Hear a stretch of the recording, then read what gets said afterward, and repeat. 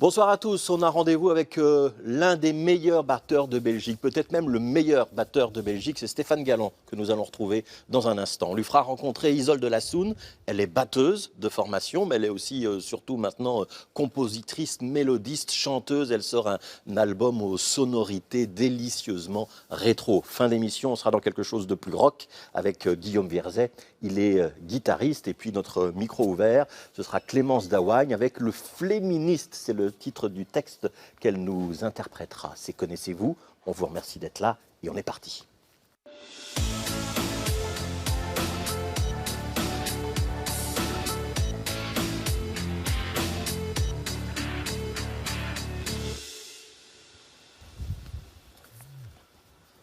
Bonjour Stéphane Galland. Bonjour. Comment doit-on vous présenter? Comme vous voulez. Moi, je suis très, très ouvert. Ouais, je peux dire musicien, Oui, musicien, batteur. batteur, même compositeur, même si pour moi, je me sens plus musicien que compositeur, vraiment. Mais Ouais. oui, comme vous voulez. Batteur, percussionniste. Percussionniste, pas vraiment, parce que j'ai plutôt tendance à m'inspirer des percussions, mais de traduire ça à la batterie. Ouais. Donc c'est vraiment batteur. Donc plutôt batteur. Ouais. Batteur et compositeur. Vous avez envie de vous asseoir? Peut-être, oui. Ouais. Vous ne savez pas Mais- lequel siège voilà. vous allez prendre. Vous voyez où il y a un disque? Oui. Eh bien voilà, à côté, celui-là. Voilà. Ah, Voilà. magnifique. La batterie, on joue assis. Oui, Ouais. en général, oui. Ouais. Il y en a qui jouent debout, hein? Il y en a qui font debout, oui. Moi, ça m'arrive pour m'amuser, mais disons qu'on est quand même mieux assis. Surtout qu'il faut utiliser les pieds. Ouais. Donc, voilà. Vous avez commencé à l'âge de 3 ans, si je suis bien informé. En fait, pas vraiment. Disons que j'ai reçu une batterie jouée quand j'avais 3 ans. Donc, je tapais un peu comme ça. Mais c'est vraiment à 9 ans que j'ai commencé à prendre des cours sérieusement, quoi. Alors, vous êtes un des batteurs les plus renommés en Belgique aujourd'hui. Votre groupe, enfin la formation avec laquelle vous avez tourné le plus souvent, c'est le trio Akamoun. Ouais. Mais vous avez joué avec beaucoup d'autres musiciens. Vous avez joué avec Axel Red, avec Zambama. Vous avez longtemps accompagné, ça vient de se terminer, je pense, le trompettiste Ibrahim Malouf. Oui, oui. Quand je cite tous ces noms-là, j'ai déjà dit beaucoup ou j'ai oublié quelque chose d'important? Oh, ouais, vous avez dit beaucoup, mais en même temps, ce qui pour moi était important, par exemple, dans le parcours de Akamoun, c'est qu'on a fait énormément de collaborations avec des musiciens incroyables du monde entier. Et ça, pour moi, c'est un peu ce qui a créé mon ADN de batteur, je dirais. Parce qu'on a fait beaucoup de rencontres avec des tout grands musiciens d'Afrique, d'Inde, des Balkans, du Moyen-Orient. Et ça m'a chaque fois confronté à quelque chose de nouveau, dans lequel je devais quelque part remettre en question tout ce que j'avais déjà appris pour m'ouvrir à autre chose. Et donc, chaque fois, ça a été des challenges qui m'ont permis d'évoluer et d'apprendre de nouvelles choses. Ouais. Ça veut dire qu'on ne vit pas le rythme tous de la même façon et que l'approche du rythme, ça dépend de notre culture? Oui, oui, oui, tout à fait.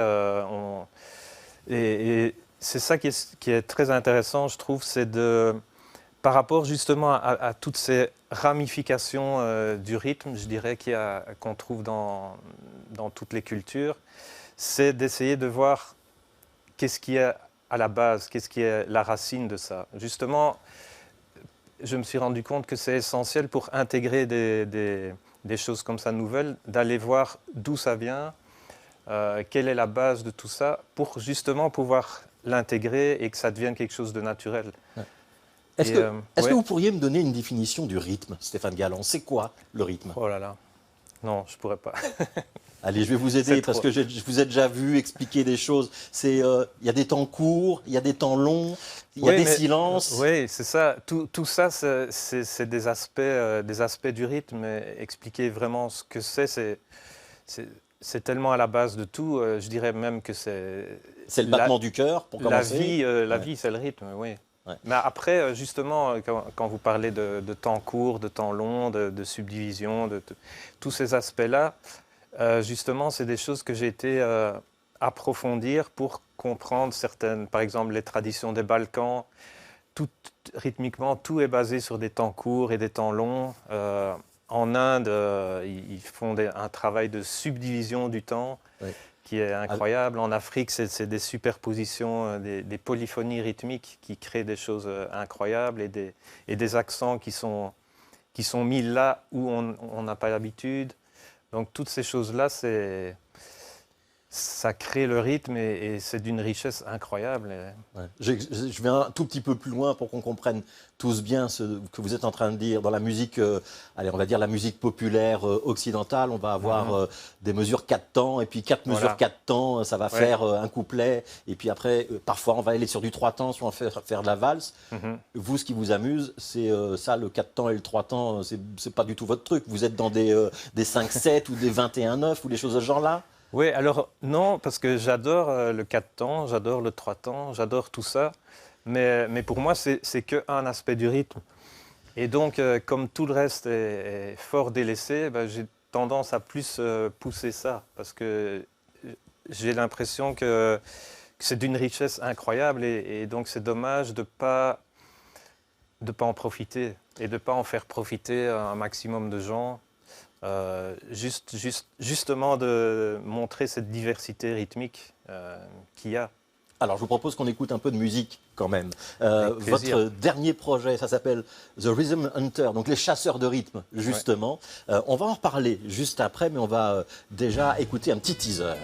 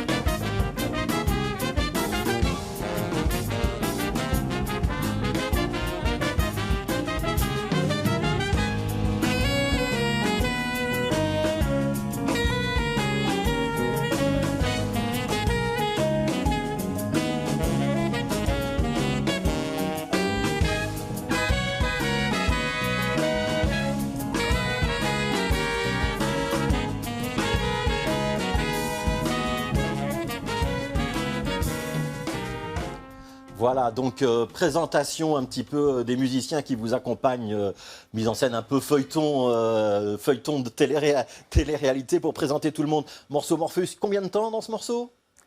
Très bonne question. Je ne sais même pas en fait. Vous ne savez même pas? Parce que quand je les travaille, j'intègre ça comme voilà, jusqu'à ce que ce soit naturel et puis après je ne me pose plus de questions. Mais je crois que c'est du 11. Du 11 temps, donc on est très loin du 4 temps classique. Ouais. Présentation des musiciens. Vous êtes entouré de jeunes, c'est votre nouveau projet ça, hein, Stéphane Galland. Voilà. Vous êtes allé chercher dans la jeune garde belge ceux qui vous paraissaient le plus intéressants. Comment ça marche? J'ai pas fonctionné comme ça, c'est plus...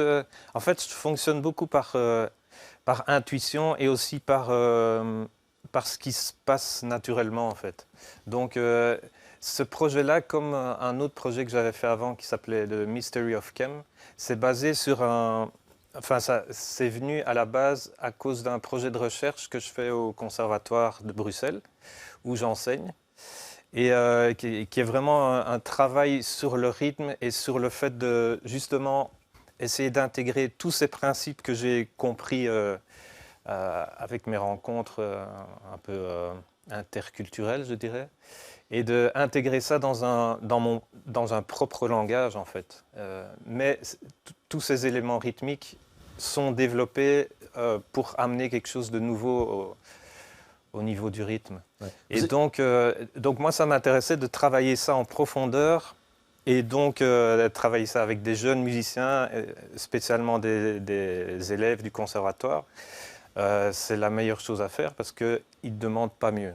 Voilà. Donc j'ai rencontré ces musiciens un peu comme ça, par hasard, l'un après l'autre. Et c'est surtout en fonction de leur intérêt et de leur sensibilité que j'ai décidé, ah voilà, on va travailler ensemble. Et par exemple, dans le cas de Pierre-Antoine, le trompettiste, c'est quelqu'un on avait déjà commencé à travailler sans lui, et il venait de temps en temps nous regarder, nous voir travailler. Et donc, je voyais son intérêt, donc je lui ai dit, bah, si tu veux, viens travailler avec nous, prends ta trompette. Et puis voilà, et du coup, il a fait partie du groupe et il a amené vraiment quelque chose de super en plus.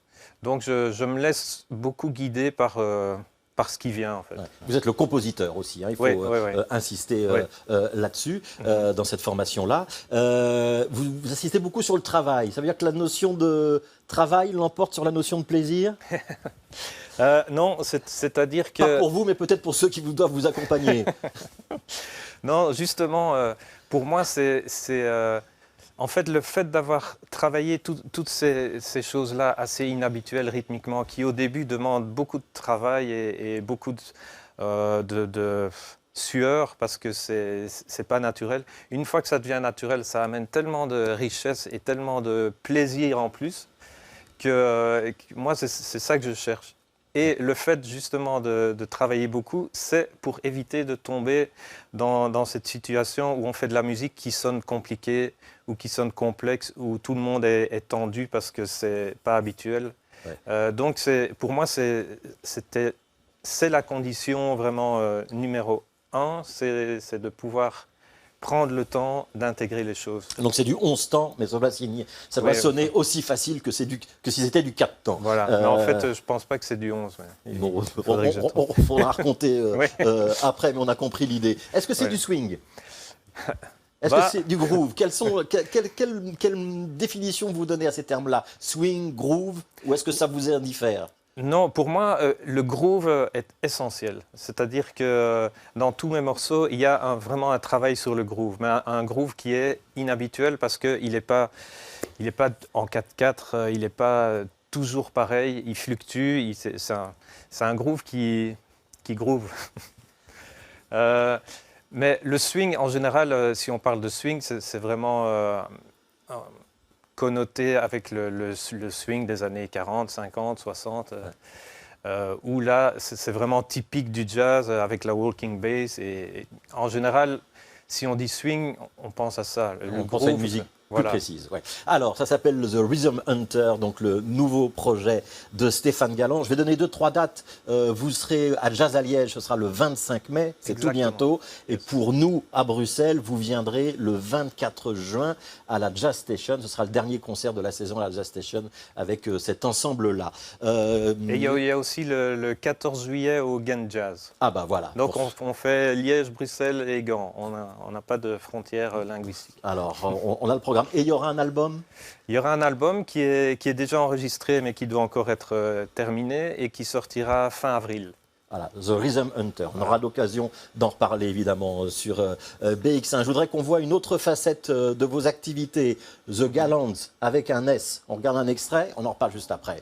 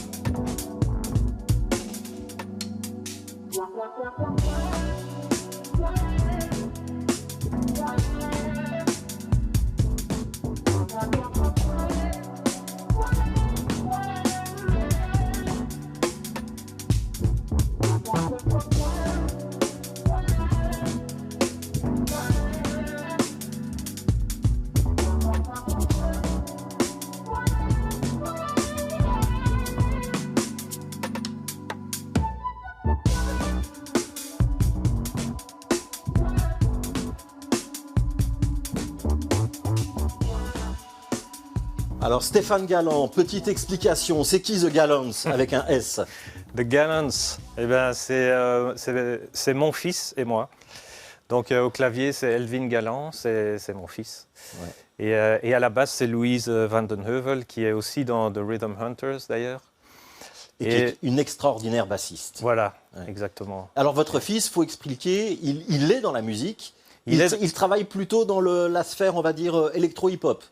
C'est ça, oui. Il est surtout producteur. Par exemple, c'est lui qui a fait la production de Morose, de Damso, un morceau qui a très bien marché. Mais il fait beaucoup de choses différentes, mais principalement dans cette sphère-là. Mais bon, il a fait... voilà. Jouer avec son fils, c'est particulier? Ouais, c'est particulier, évidemment, oui. Et surtout que... On n'avait jamais vraiment joué ensemble avant ce projet-là. Ça a mis vraiment longtemps avant qu'on...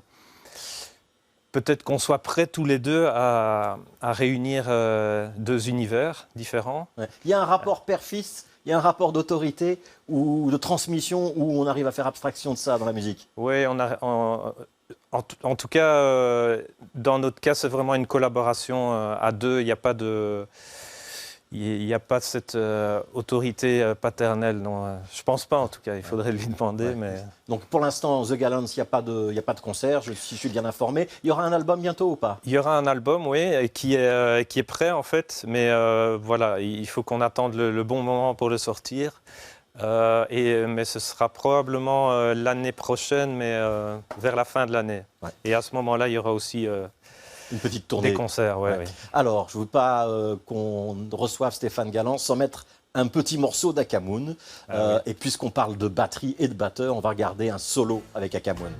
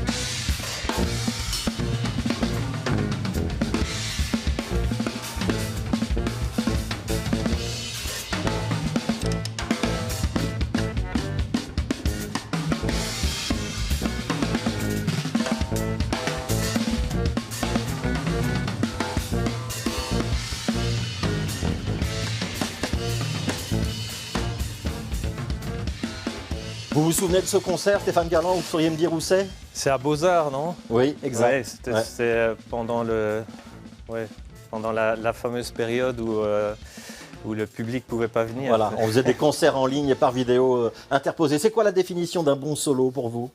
D'un bon solo? Oui.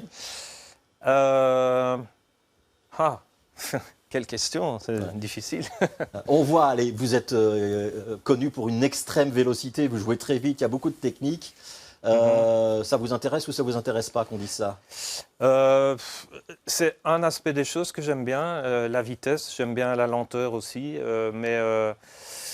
mais disons que pour moi, il y a un côté énergétique à la vitesse que j'aime bien, et j'aime bien créer ces effets d'accélération. Voilà, de fulgurance quelque part, mais disons que pour moi, c'est un aspect des choses, c'est pas le seul la seule chose qui me motive dans un solo. Ouais. Alors, on va juste donner une date pour Akamoon. Le prochain concert, ce sera à Bruxelles. C'est pendant le Bruxelles Jazz Weekend où on a pendant 3 jours comme ça plein de concerts dans Bruxelles. Vous jouerez, vous, le 27 mai dans le cadre de ce grand rendez-vous du jazz en terre bruxelloise. À votre gauche, il y a un CD. Oui. Est-ce que vous pouvez le prendre? Est-ce que vous pouvez me dire de qui il s'agit, de quoi il s'agit? Alors, il s'agit de Isolde Lassoun et ça s'appelle Oh Dear. Mais alors, je connais bien Isolde. Enfin, non, je ne la connais pas bien, mais je la connais depuis quelque temps. Et ça, apparemment, c'est son nouvel album. Voilà. Et vous ne connaissez pas l'album? Je ne connais pas l'album. Eh bien, on va en parler. Voici Isolde Lassoun. Génial. Hello. Ça va? Oui, très bien. Et toi? Ben oui. Bienvenue chez Fabrice. Oui. Isolde Lassoun, si je dis de vous que vous êtes batteuse, Oui. comme Stéphane, Oui. oui, compositrice, comme Stéphane, Oui. ouais. Mais vous avez un truc que Stéphane n'a pas, vous chantez. Ah oui, je chante aussi. Ouais. Présentez-nous Odile, alors cet album. C'est un album qui est très très proche à moi. Je l'ai écrit avec toutes mes influences dans ma tête. Donc, en première partie, je suis batteuse, donc the drums are very important dans ce disque. Mais aussi mes préférences musicalement. Donc, je suis très très fan et je suis grandie avec de musique de film. Mais j'aime chanter, j'aime faire des chœurs avec ma voix qui m'accompagne. Et aussi, il y a un peu de jazz dedans, l'esprit du jazz. Oui, c'est un peu de toutes des petites parties de moi qui sont en total 100% Isolde, je pense. Alors, c'est votre deuxième album, troisième même si on compte un mini EP qui était paru. Ouais. Il a fallu 6 ans entre votre album précédent et celui-ci. Pourquoi est-ce que ça prend autant de temps? Parce que je suis musicienne avec beaucoup d'autres projets aussi. Donc... Ouais. Vous êtes la batteuse de Dan, hein? Oui, voilà. Depuis 20 ans déjà cette année. Okay. Et j'ai aussi joué avec Absent Minded pour 4 ans et toujours des autres projets. Donc je n'ai pas toujours le temps à faire de la musique moi-même. Et aussi on avait le Covid pendant les 2 années qui n'étaient pas très... supportable ou très motivant d'écrire. Donc, comme ça, le temps, time flies, ouais. Comme on dit. Qu'est-ce que vous auriez envie de dire à Stéphane? On vient de le voir dans plusieurs configurations. Qu'est-ce que vous pensez de lui? C'est un bon batteur ou pas? Mais oui, hein, j'étais très, très fan quand j'étudie le jazz à l'époque. Tu étais une de mes influences et exemples. Oui, bien sûr, quand j'étais très très jeune, je pense 18 ans, 19 ans, j'allais voir des concerts de Akamoon. Et j'adore aussi le bassiste Michel Hadzi. Parfois, il joue avec Dan aussi, donc on peut jouer ensemble. C'est vraiment super chouette à faire. Ouais. Et vous, Stéphane, vous avez déjà entendu Isolde? Ben oui, mais en fait, moi, je t'avais entendu chez Pias. Mais alors, c'était pour la sortie de l'album avant, c'est ça? Ça veut dire... oui. Est-ce qu'il y a déjà 6 ans de ça? Oui. En octobre 2017. Ouais. Alors, je vous propose qu'on écoute un extrait. C'était super. Un premier extrait de cet album, Odile. C'est le clip qui est sorti. C'est un morceau avec Bertrand Burgala. Des jours à revasser, une douceur qui fait rêver, fort perdu dans mes pensées. Elle est la sombre joie, si présent auprès de moi, sans savoir pourquoi. Douce mélancolie, les choses de la vie, et moi chante et elle me suit comme une belle mélodie. Et je garde dans mon cœur la mémoire du bonheur. Je m'éloigne de ma peur et de mes pleurs. La tristesse sans raison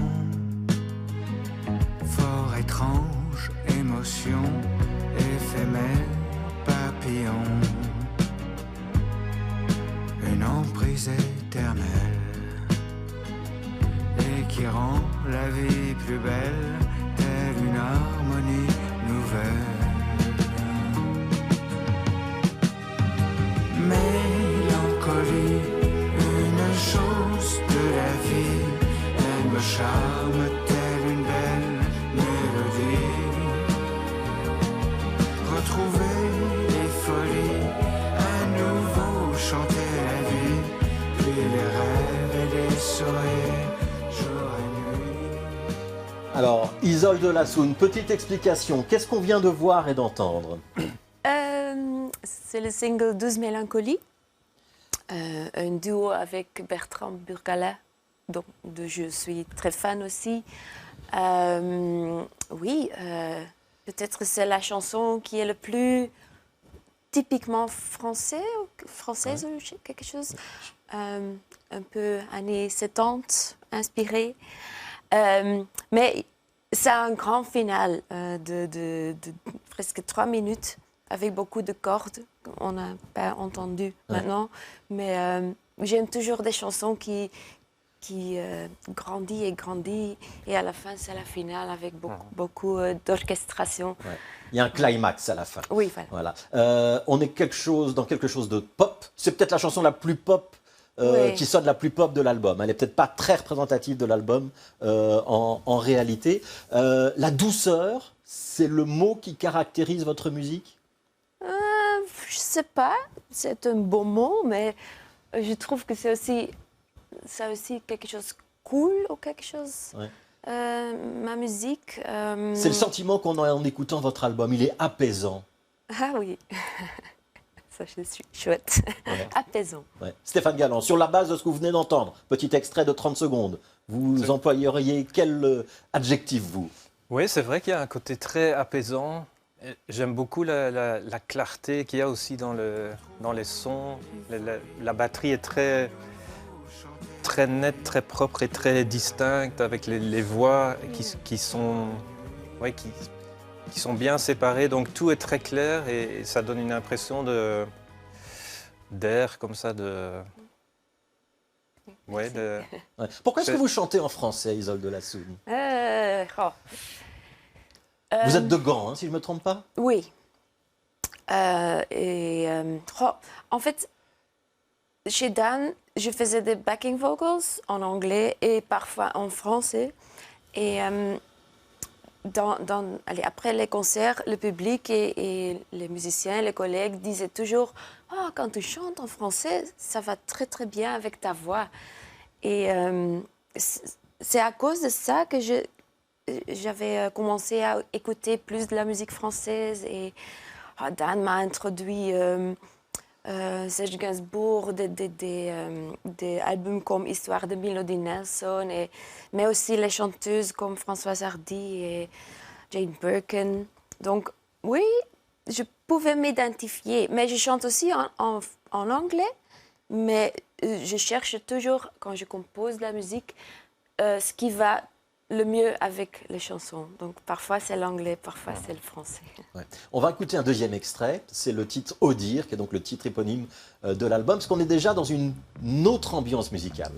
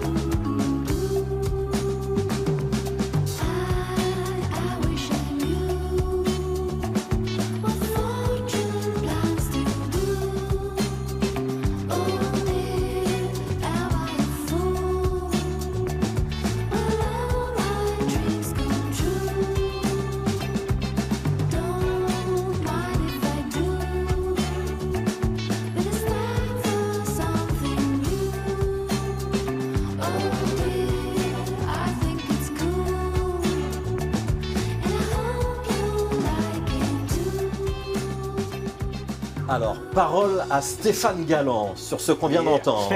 Il y a du groove. Il y a du groove, oui. Et puis c'est marrant, comme tu parlais de Gainsbourg et Melody Nelson et tout ça, on sent une influence de cette aura comme ça, de cette époque, dans les sons, dans les choix, comme la basse, je te disais. Mais j'aime beaucoup...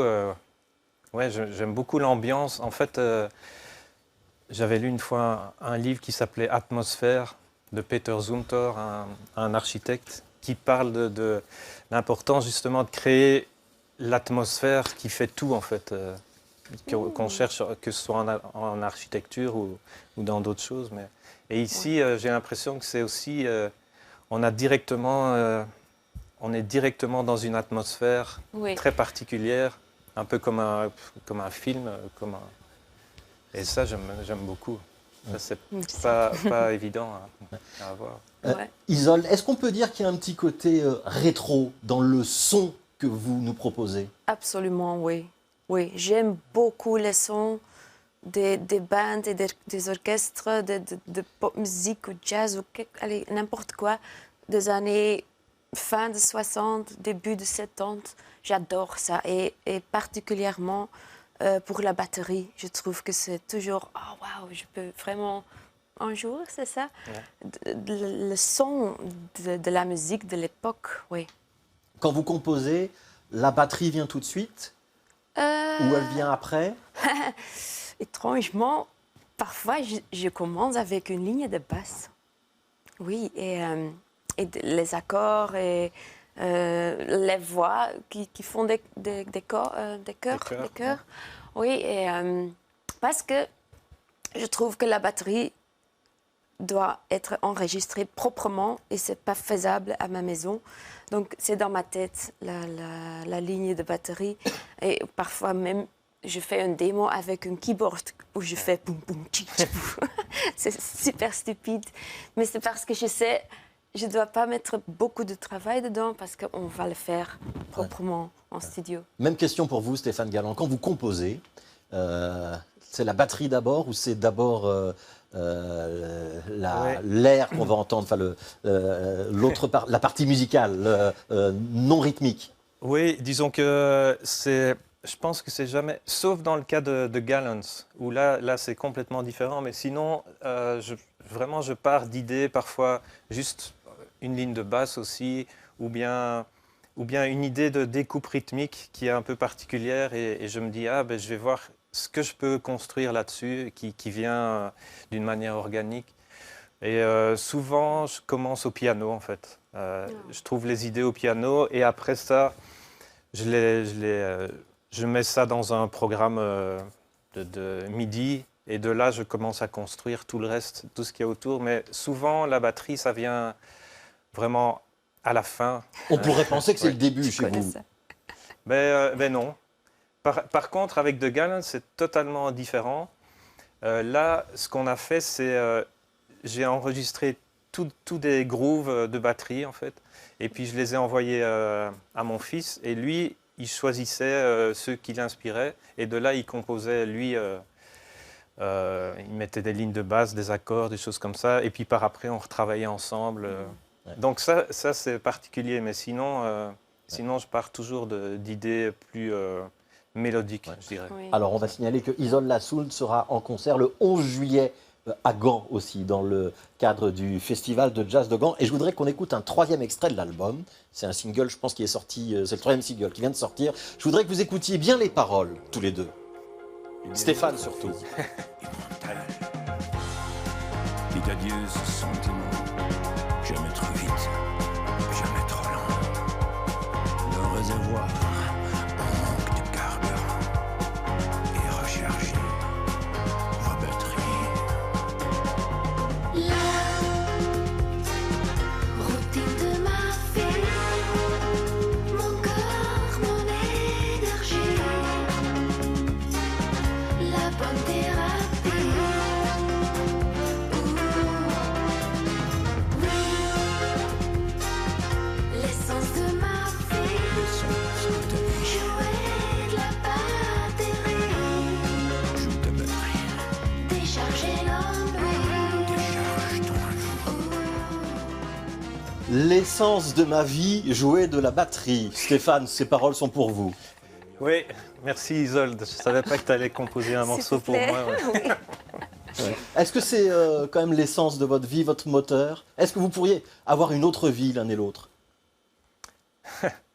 Mais franchement, personnellement, je pense pas. Souvent, je me dis, ah oui, en fait, il y a plein de choses qui m'intéressent. Et Mais chaque fois, ces moments-là, quand je me remets à jouer, je me dis, ouais, c'est quand même ça ouais, le moteur de ma vie, quoi. Quand vous jouez avec une petite formation, quand vous composez, quand vous vous retrouvez sur une grande scène, par exemple aux côtés d'Ibrahim Malouf, c'est quoi l'émotion que vous préférez? Ou quand vous enseignez au conservatoire, c'est quoi le meilleur moment? Eh bien alors, je pourrais pas du tout vous dire parce que c'est tellement différent et j'ai vraiment pas de préférence. Parce que j'aime autant... En fait, pendant longtemps, j'ai plus joué en club parce que je faisais que des grandes scènes et tout, et c'était super. Mais le jour où je me suis retrouvé en club, il y avait une énergie tellement incroyable. Je me dis, comment j'ai pu, comment j'ai pu me passer de ça pendant si longtemps. Et puis, à l'inverse, quand on fait que des clubs et puis tout d'un coup on fait une grande scène, on se dit, waouh. Et le conservatoire, en fait, j'adore aussi parce que c'est la transmission, pour moi, c'est quelque chose de très important, et de sentir la motivation chez les élèves et la progression, surtout, c'est... Je signale d'ailleurs qu'au cours du Bruxelles Jazz Weekend, vous aurez un moment où on va voir vos élèves. Il y a un concert avec vos élèves. Isole Lassoun, je vous pose la même question. Vous êtes batteuse avec Dan. Vous avez maintenant votre propre carrière avec ce nouvel album Au Dire. Dans quoi est-ce que vous réalisez le plus? Quelle est l'émotion que vous préférez? C'est tous les deux, et j'en ai besoin aussi. J'ai le projet de moi-même qui donne beaucoup de responsabilité.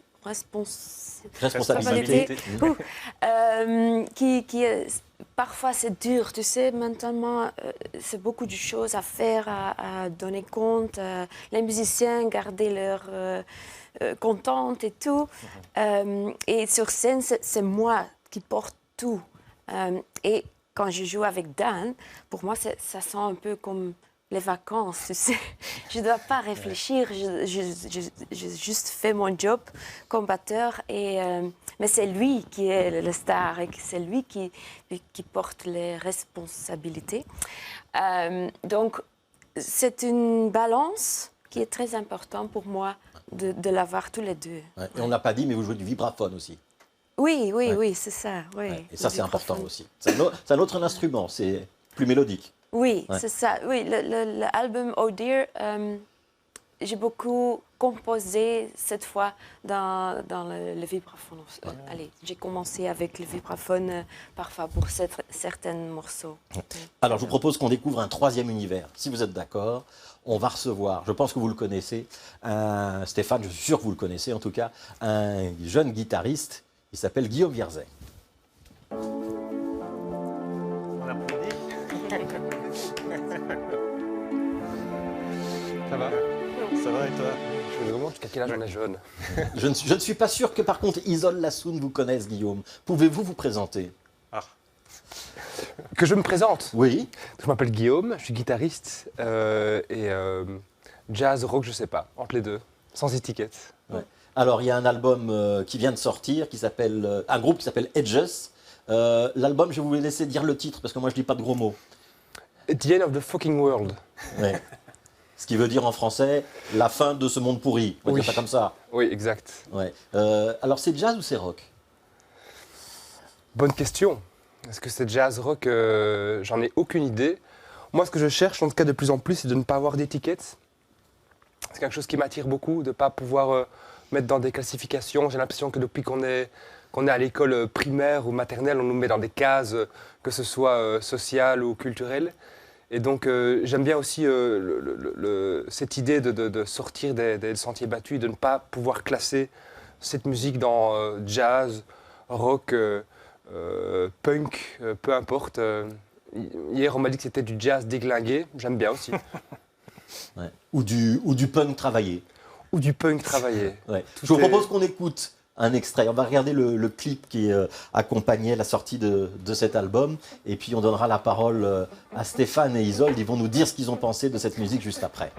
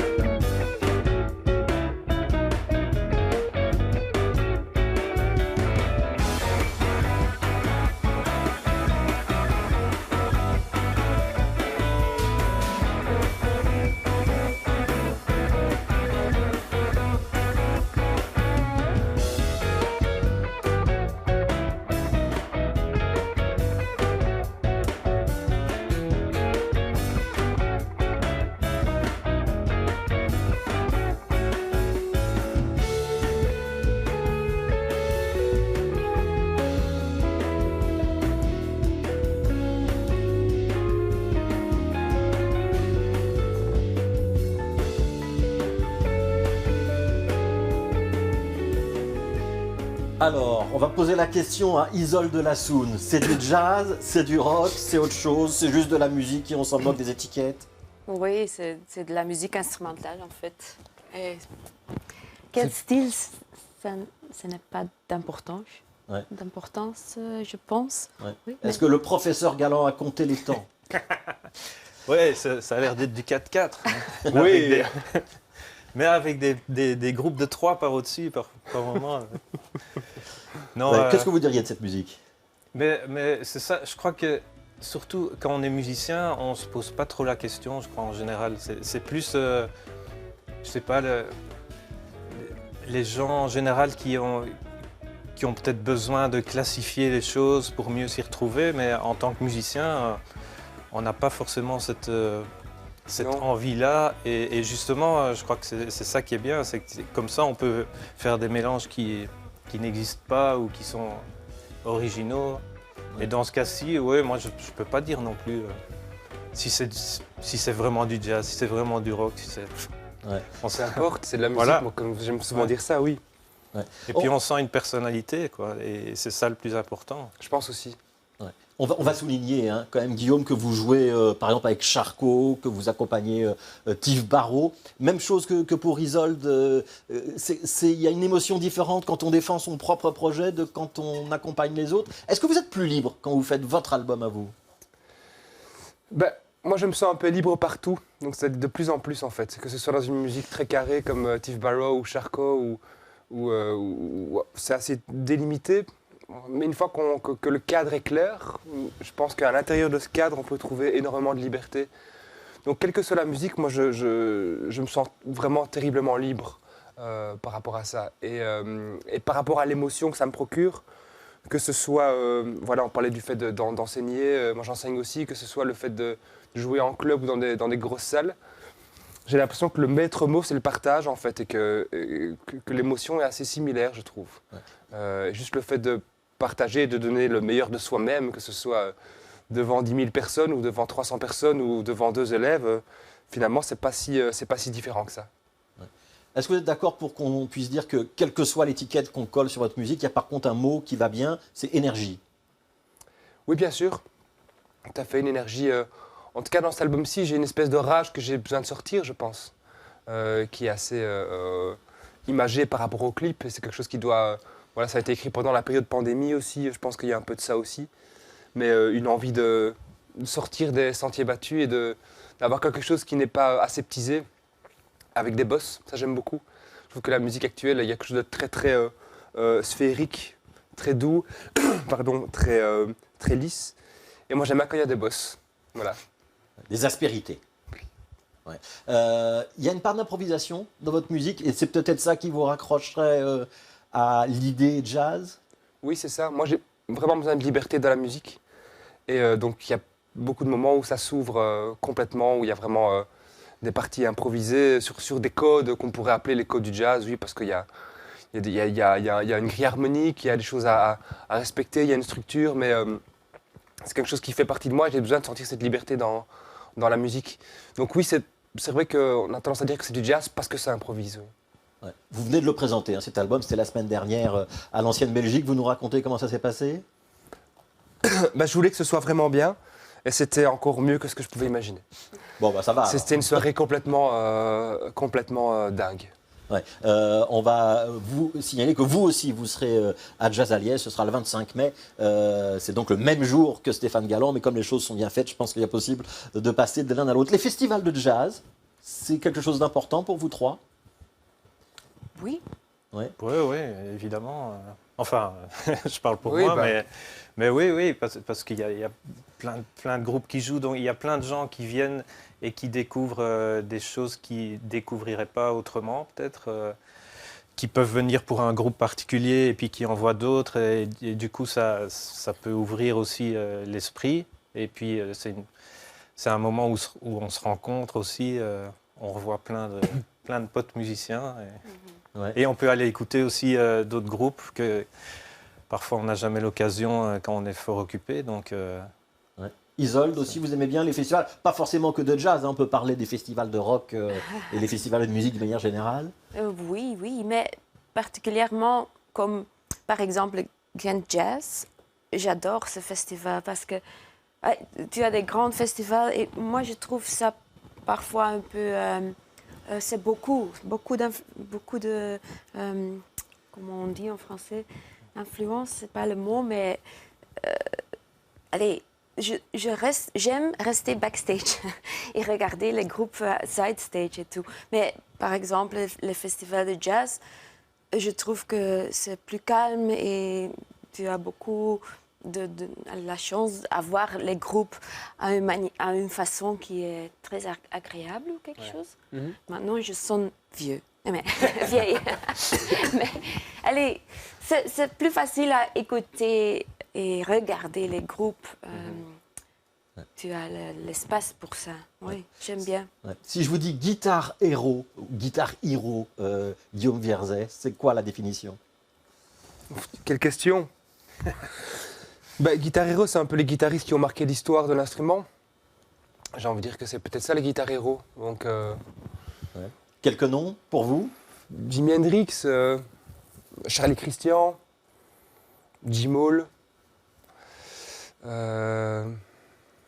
Quand vous faites Oui. un solo, c'est quoi l'émotion d'être le guitariste qui fait un solo? Parce que je pense qu'il y a quand même un rapport particulier au solo dans cet instrument-là. C'est différent, non? Oui, il y a un truc un peu très masculin, la guitare. Il y a quelque chose d'un peu très rock comme ça, oui, peut-être. Mais au niveau de l'émotion, par rapport à un solo, pour moi, ce qui est important, c'est qu'il y ait une espèce de courbe. Que le solo soit fasse une courbe comme ça, soit démarre là, aille là, soit démarre là, aille là, mais qu'il y ait vraiment une histoire qui soit vraiment claire du début à la fin. Et que cette courbe, on essaie de la suivre coûte que coûte. Pour moi, ça, c'est important lors d'un solo, en tout cas. Ouais. On va voir un extrait de courbe. Guillaume Vierzet. Ok.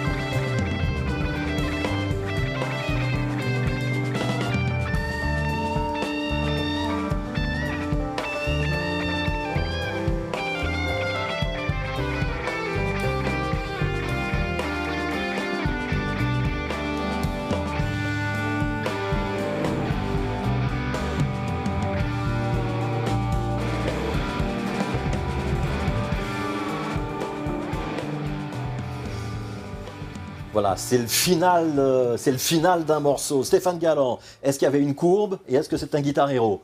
Yeah, ouais. Ah oui? Definitely Guitar Hero. Yeah. Ouais, mais c'est vraiment... C'est ça, je veux dire, la guitare, oui, dans le sens Guitar Hero, c'est vraiment un peu... c'est un peu l'équivalent d'un chanteur, quoi. C'est quand même quelque chose de très typique Oui. dans l'histoire de la musique, quoi. Cette guitare qui... Oui, qui part dans les aigus, qui Ouais. chante, qui crie. On a tous les images de Jimi Hendrix, évidemment, en tête Oui, quand oui. on entend ça. Mhm. Ouais. sûr. Ou de Keith Richards ou d'autres. Vos influences à vous, Guillaume Vierzet, si on devait les définir. Dans le projet Edges, est-ce qu'on peut vous rattacher à quelqu'un d'autre? Je ne sais pas. J'ai du mal à répondre à cette question-là. J'écoute tellement de musique, tellement de choses dans tous les sens que j'arrive pas à avoir une influence particulière. Mais j'ai étudié le jazz, j'étais amoureux des guitaristes de jazz.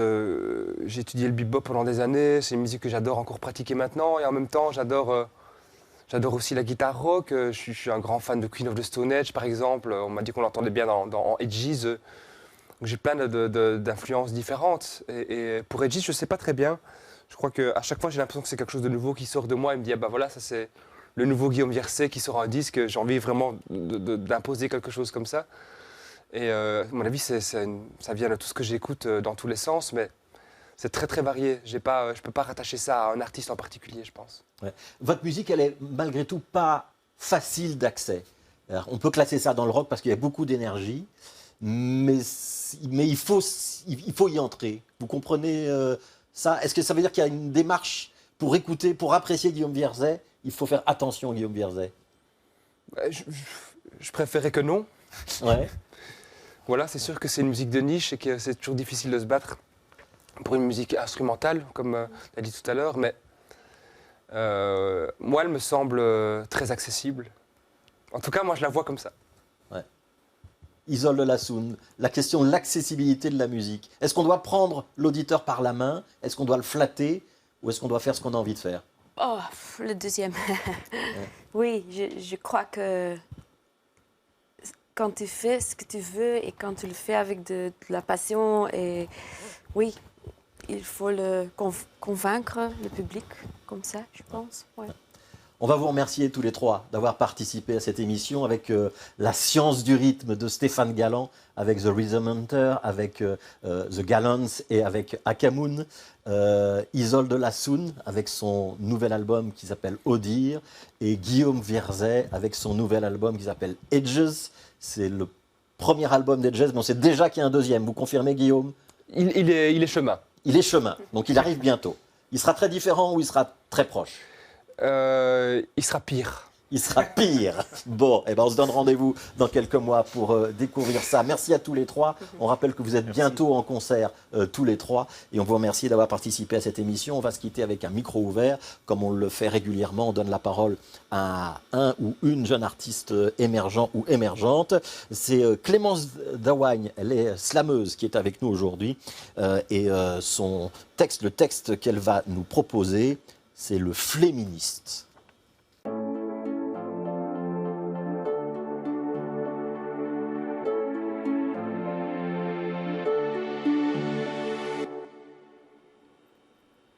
Quand tu me dis que tu as de la peine pour moi et le reste de la gente féminine, je me dis que je préférais que tu prennes la peine de ne pas utiliser des pronoms qui m'éliminent. Je préférais aussi que tu sois pas un terf que la bonne conscience illumine. Ô toi, féministe de performance et de mime, féministe en puissance, résiste, pratique une alliance factice, tactique de mise en confiance pour rapprochement tactile. Technique du ptérodactyle qui joue au coq de basse-cour autour de la machine à café. Pour tremper ta coque comme tu trempes ton sablé dans ton gobelet de café, 3 pompes de caramel au beurre salé. Comme tu tentes de faire gober des pick-up lines directement pompés, de mots autrefois condamnés à l'autodafé. Mais it's tic, tac, time de se réveiller. J'ai l'impression de radoter, mais tu me prendras jamais à bégayer. Pour la journée de la femme, on veut pas des fleurs, on veut des droits. Pour la fête des mères, on veut pas des fleurs, on veut plus d'investissement des papas. Pour la Saint-Valentin, on veut pas des fleurs, on veut de l'amour. Et puis, pour tous les autres jours, protège tes personnes finta dans la rue. Allège la charge mentale qui pour les mères est accrue. Dis à ta pote que tu l'as cru. Dis à ton pote, ton frère, ton père que c'est ok d'être ému. Et puis demande pardon pour tes erreurs. Demande pardon pour le manque d'effort d'un bouquet de fleurs. Demande pardon pour les vannes douteuses, pour les ruptures douloureuses, pour l'exclusion à l'emploi. Et puis pour la peur quand tu marches derrière moi. Demande pardon pour les économies que tu essayes de faire sur ta pension alimentaire. Demande pardon pour la facilité d'être père. D'être directeur, d'être autoritaire, d'être franc-tireur, d'être révolutionnaire au toit. Féministe de performance et de mime. Féministe en puissance, résiste, pratique une alliance factice, technique de mise en confiance pour rapprochement tactile. Demande pardon pour le statut de salope quand je chope. Demande pardon pour les mal baisés, demande pardon pour les mains au sein, demande pardon pour les... Oh, le féminisme en 2023, il n'y a plus besoin. Demande pardon pour les fintas qui ne se font plus siffler une fois que l'adolescence, si elles ont passé. Et toi, tu siffles ton gobelet de café au parfum biscuité avec des espoirs de promiscuité et puis tes grandes phrases galvaudées. Quand tout ce que je t'ai demandé, c'est demande pardon pour le jugement. Pour la fatigue, pour les justifications qui me font perdre mon temps et puis pour la standardisation des enfants. Demande pardon pour les vannes sur certaines femmes et la cuisine et les machines et la conduite et puis leur fuite. Ben alors, t'as tes ragnagnas. Demande pardon Demande pardon pour les moches qui n'ont pas le droit d'exister, pour les belles qui ont le devoir d'exciter, pour les grosses qui n'ont plus le droit de bouffer, et puis pour les petites gosses qui n'ont jamais pu jouer. Et puis aussi pour les connes, les sexy, les fines et les vannes sur l'anorexie, les prudes, les putes, les carriéristes, les mères au foyer, les orthodontistes, tant qu'on y est, les vieilles et leurs dentiers, les autistes, les hors-pistes, les femmes trans, les femmes cis, les NBs, enfin les fintas quoi. Et tout ce qui n'est pas toi, demande pardon. Et puis passe-moi une touillette, tu veux. Le féministe, dont texte de Clémence Dawagne, qui se définit elle-même comme slameuse professionnelle avec un univers qui va de la tragédie grecque au sitcom et à la télé-réalité. On peut la retrouver sur son profil Instagram, Clémence Dawagne, en un seul mot. Merci d'avoir suivi Connaissez-vous et à la semaine prochaine.